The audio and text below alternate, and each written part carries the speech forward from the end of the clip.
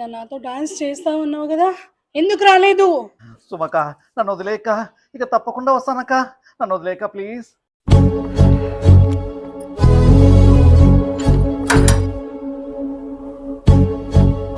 ఏయ్ విజయ్, వదులు నన్ను, వదులు అక్క. విజయ్ నన్ను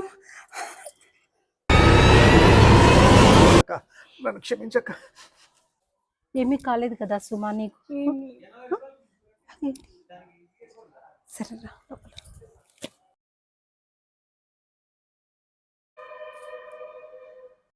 మామా, అర్జెంటుగా మనం సుబ్బలక్ష్మి ఇంటికి వెళ్దాం రండి. ఏం జరిగింది? ఏం జరిగిందో ఇందాక విజయశేఖర్ వచ్చి మన సుమాతో మిస్బిహేవ్ చేస్తా అంటే 2 చంపకిచ్చి పంపించేస్తాను. మనం అర్జెంటుగా వాళ్ళ ఇంటికి పోయి వాళ్ళ అక్కడ అడుగుదాం రండి. పదా లేవని కదా.